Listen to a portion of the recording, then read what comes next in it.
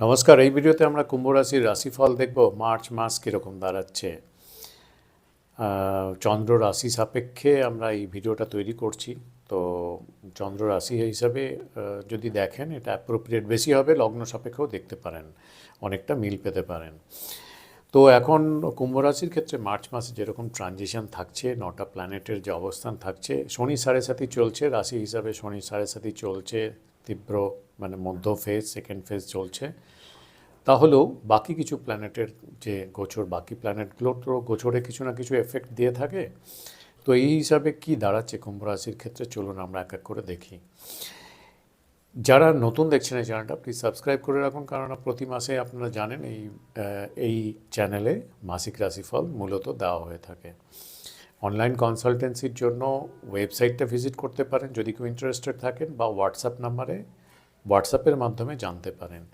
এই নাম্বারটায় কোনো কল করা হয় না, রিকোয়েস্ট করব দয়া করে প্লিজ কেউ কল করবেন না। চলুন আমরা রাশিফলে কি দাঁড়াচ্ছে আমরা একটু দেখে নিই। তার আগে গোচরটা একটু বুঝে নিই কুম্ভ রাশির ক্ষেত্রে কীরকম দেখাচ্ছে। আপনার রাশি স্থানে শনি তো থাকছে স্বক্ষেত্রীয় অবস্থায়, সূর্য থাকছে এখানে আপনাদের এই রাশির ক্ষেত্রে 14 তারিখ পর্যন্ত। বুধ 7 তারিখের পরে এই রাশিস্থান থেকে চলে যাচ্ছে দ্বিতীয়ভাবে, রাহুযুক্ত হবে সেখানে।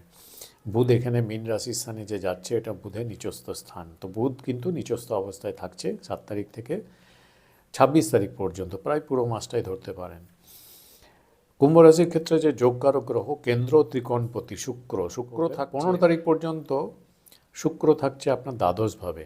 এরপরে আপনার রাশি স্থানে শুক্র চলে আসছে, এটা একটা শুভ ব্যাপার, যোগ তৈরি করছে, রাজযোগ তৈরি করছে। কেননা শুক্র আপনাদের কেন্দ্র ত্রিকোণপতি, যখন কেন্দ্রে থাকছে রাজযোগ তৈরি হচ্ছে। তো রাজযোগকারী প্ল্যানেট শনিযুক্ত হয়ে আপনার রাশিতেই থাকছে, এটা সবথেকে বড় শুভ ঘটনা।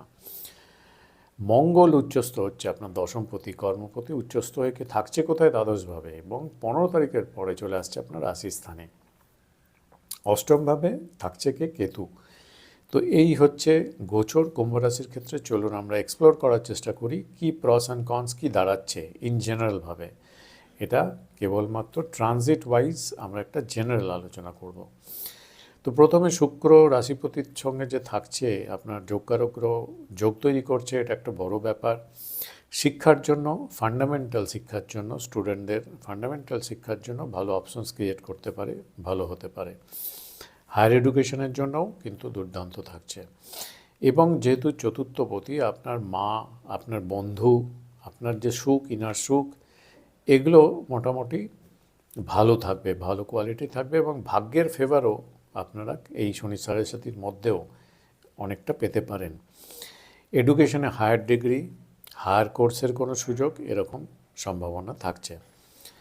শনি 7.5 ভালো রেজাল্টও পেতে পারেন। এরকম নয় যে শনি 7.5 একদম সবারই খুব নেগেটিভ ব্যাপার থাকলো, সব কিছু বন্ধ হয়ে গেল, এরকম নয়। যাদের হরোস্কোপে শনি বলবান আছে, শনি আপনার যে ষড়বর্গের যে পয়েন্ট সেটা ভালো আছে, ভালো অবস্থায় আছে, ভালো শুভ দশা চলছে, শুক্রের সঙ্গে শনির অবস্থান আপনার হরোস্কোপ চার্টে ভালো আছে, এবং যে পজিশনে আছে সেখান থেকে এখন যে ট্রানজিটে তাদের অবস্থান শুক্র শনি, তারা যদি কেন্দ্র ত্রিকোণে অবস্থানে থাকে বা তার আশেপাশে ডিগ্রি দিয়ে ট্রানজিট করছে এরকম হয়, তাহলে কিন্তু আপনারা এই শনি 7.5 বেস্ট রেজাল্ট পেতে পারেন। বিজনেসের ক্ষেত্রে দেখুন, কোনো কন্ট্রাক্ট বা বিজনেসের জন্য 14 তারিখ পর্যন্ত ভালো। 14 তারিখের পরে আপনার যে 7th হাউস লর্ড চলে যাচ্ছে রাহুযুক্ত হয়ে। তো এরপরে কোনো বড় কন্ট্রাক্টে, বিজনেস কন্ট্রাক্ট নেওয়া, কোনো বড় কন্ট্রাক্টে সাইন করা, বিজনেসের জন্য কোনো ইনভেস্টমেন্ট করা, ক্যাপিটাল ইনভেস্ট করা, এক্সপানশনের জন্য কোনো প্ল্যানিং করা এবং সেটা এক্সিকিউট করা, এগুলো 14 তারিখের পরে খুব একটা সুটেবল থাকছে না। স্পাউসের বা আপনার পতিপত্নীর ক্ষেত্রেও 14 তারিখের পরে যেহেতু সপ্তমপতি সপ্তম ভাব সাপেক্ষে অষ্টমে যাচ্ছে রাহুযুক্ত হয়ে সূর্য, তো আপনার স্পাউসের মানে পতি বা পত্নীর লাইফে একটু আপ ডাউন আসতে পারে বা পরিবর্তন আসতে পারে। সপ্তম ভাব সাপেক্ষে অষ্টমভাবে যাচ্ছে মানে পরিবর্তন, কিছু না কিছু চেঞ্জ, ট্রান্সফরমেশনের মধ্যে দিয়ে যাবে। এই দিকটা এর ঠিকভাবে যদি দেখি, দ্বিতীয়ভাবে বুধ চলে যাচ্ছে। বুধ আপনার পঞ্চম এবং অষ্টমপতি, তো ধন পয়সা আর্থিক ক্ষেত্র 15 তারিখের পর সাডেন কিন্তু আপনাদের খরচা, সাডেন কিছু খরচা হয়ে যেতে পারে। ছোট বড় ট্রাভেল কিন্তু আপনাদের কুম্ভ রাশির ক্ষেত্রে দেখা যাচ্ছে। যেটা বললাম, আপনার চার্টে যদি শনির অবস্থানটা ভালো থাকে, এবং দেখুন এখানে বৃহস্পতি এবং শনি দুজনের ডাইরেক্ট অ্যাসপেক্ট কিন্তু পুরো মাসটায়, অ্যাকচুয়ালি মে মাস পর্যন্ত থাকবে আপনার সপ্তমভাবে। তো এই শনি সাড়ে সাতির মধ্যেও নতুন বিয়ের প্রোগ্রেস বা জীবন নতুন কেউ পার্টনার আসা, এরকম সম্ভাবনা কিন্তু থেকে যাচ্ছে। বিজনেসে কন্ট্রাক্ট বা কোনো ডিল করার জন্য, বিয়ের জন্য, কোনো কিছু করার জন্য তিথি হিসাবে এর মধ্যেই যে দিনগুলো ভালো মনে হচ্ছে, 1, 2, 3, 4, 5 তারিখ, 6 তারিখ, 7 তারিখ, 10, 11 তারিখ এবং 12 তারিখ, মানে 14 তারিখের আগে পর্যন্ত এই তারিখগুলো বিজনেস কন্ট্রাক্ট বা বিয়ের কোনো শুভ মুহূর্ত বা তিথি হিসাবে এটা ভালো দাঁড়াচ্ছে। কেননা 14 তারিখের পরে সূর্য চলে যাচ্ছে মীন রাশিতে, মীন সংক্রান্তি হচ্ছে। এরপরে বিয়ের জন্য খুব একটা ব্যাপারটা ভালো ধরা হয় না আমাদের, এই বিবাহ সংক্রান্ত ব্যাপারে প্রোগ্রেসের ক্ষেত্রে ভালো ধরা হয় না, সেই হিসাবে তিথি ভালো হয় না।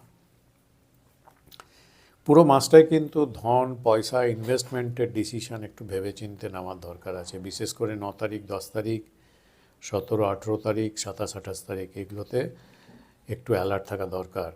কোনো ইনভেস্টমেন্টের ব্যাপারে, পয়সা কড়ি কোথাও আপনি খরচ করার ব্যাপারে আপনাদের কিন্তু এগুলো রং হয়ে যেতে পারে, রং ইনভেস্টমেন্ট হতে পারে বা লস হতে পারে।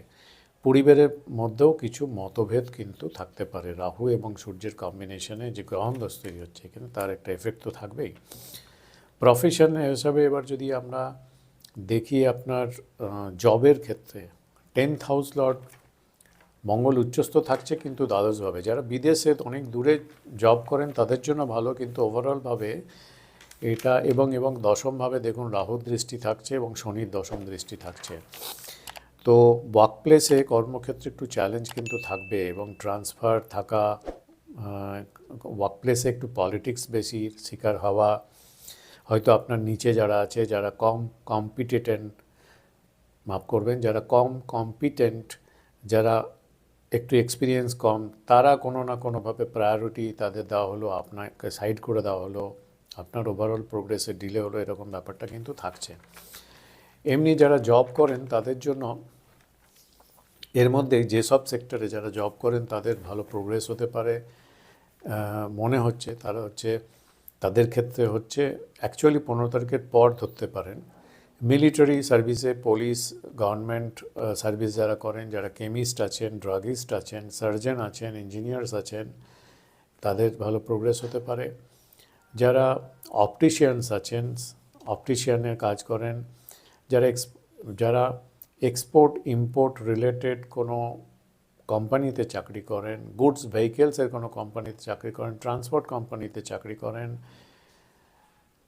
ওয়াইন হুইস্কি লিকার ইন্ডাস্ট্রিতে যারা চাকরি করেন, ল্যান্ড প্রপার্টি রিয়েল এস্টেটের কোনো কোম্পানিতে চাকরি করেন, ইনস্ট্রুমেন্ট হেভি মেশিনারির কোনো কোম্পানিতে চাকরি করেন, টোবাকো ইন্ডাস্ট্রিতে কাজ করেন, যেমন আইটিসি হতে পারে, এরকম ধরুন, তাদের ক্ষেত্রে জবের মধ্যেও কিন্তু একটু বেটার হতে পারে, ভালো কিছু হতে পারে। বিজনেসের জন্য যেসব এরিয়াগুলো বা সেলফ এমপ্লয়েড যারা আছেন তাদের জন্য যে সেক্টরগুলো যেখানে মনে হচ্ছে, যেমন যারা গ্লাস ইন্ডাস্ট্রিতে ফরেন ট্রেড করেন, জুয়েলারি লাক্সারি রিলেটেড কাজ করেন, ড্রাগ নিয়ে, ওষুধ নিয়ে কারবার করেন, টি কফি রিলেটেড কোনো বিজনেস করেন, টোবাকোর বিজনেস করেন, লিকার ইন্ডাস্ট্রির বিজনেস করেন, আয়রন স্টিল রিলেটেড বিজনেস করেন, ফায়ার আর্মসের কোনো বিজনেস করেন, উইপন্সের কোনো কিছু করেন, বা ল্যান্ড প্রপার্টি কেনাবেচা করেন, বিল্ডার, এরকম কেউ কাজকর্ম করেন, তাদের জন্য বিজনেসের ক্ষেত্রে এর মধ্যেই কিন্তু ভালো রেজাল্ট পেতে পারেন। এক্সেপ্ট কিছু দিন আমি যেগুলো বললাম, যে দিনগুলো আপনাদের কোনো বড় কন্ট্রাক্ট বা কিছু করার জন্য একটু সাবধানতা না প্রয়োজন। বৃহস্পতি যে অবস্থানে আছে, মেষ রাশির স্থানে মিত্র গৃহে আছে, এবং এখান থেকে বৃহস্পতির দৃষ্টি যেগুলো পড়ছে, বৃহস্পতির এই গোচরটা খুব একটা, তৃতীয়ভাবে গোচরটা খুব একটা হাই কোয়ালিটির এরকম নয়, কিন্তু মিত্র গৃহ থেকে দৃষ্টিগুলো পড়ছে আপনার সপ্তমভাবে। তো নতুন পার্টনার, নতুন কেউ জীবনে